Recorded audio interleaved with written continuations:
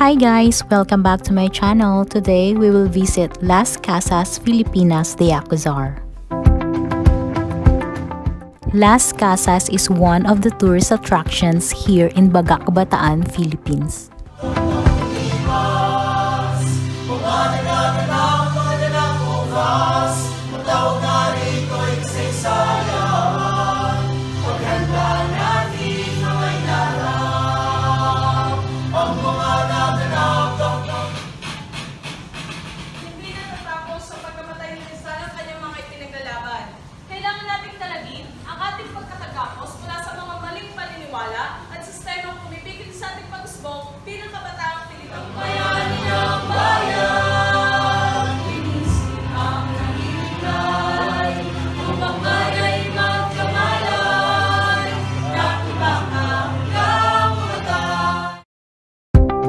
We joined their 1-hour tour and we entered on their heritage houses and we also learned its history.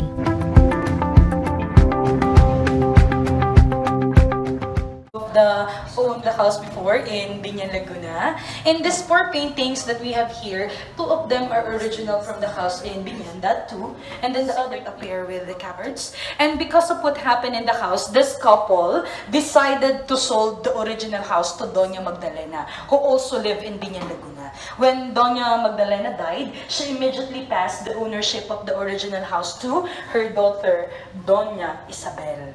Doña Isabel had a Spanish husband named Macario. Alonso noticed about the infidelity of his wife. He immediately came home in this house in Binyan, Laguna, and he imprisoned his wife in this room for more than 4 years.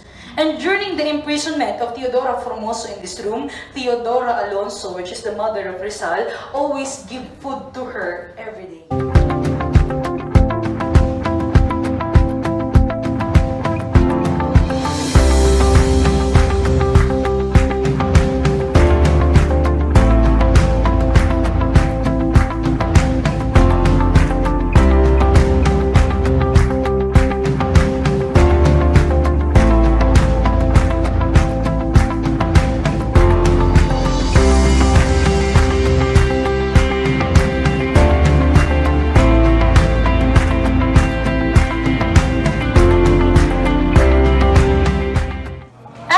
This second house po, the community of Bataan. These Aitas are somewhat associated for being the native Filipinos, Negritos. And typically here in the Philippines, most of the Aitas can be found in the Luzon part of the country. And here in Bataan, we already have different devotees. Some of them are old ladies, young men, priests, nuns.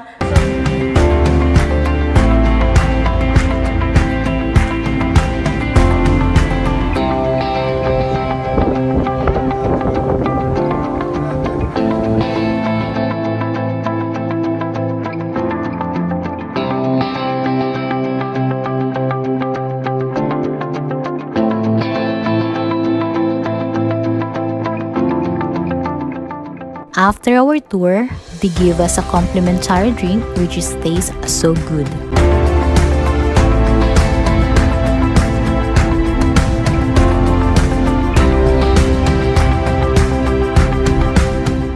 This place is beautiful and lots of nice spots to take a picture.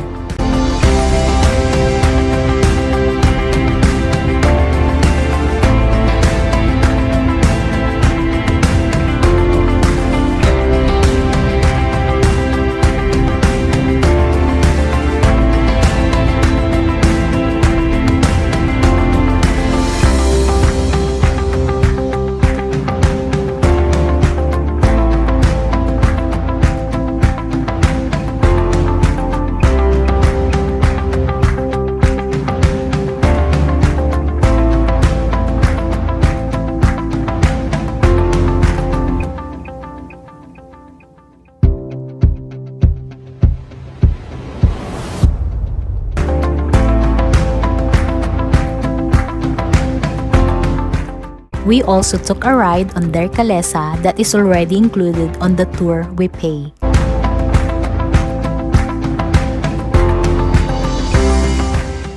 If you want to stay here for long, you can rent a rooms or houses close to the beach. You will definitely enjoy the amazing view. You can also enjoy their Batis-inspired swimming pool. Restaurant is located inside the resort, and believe me, their food is so good.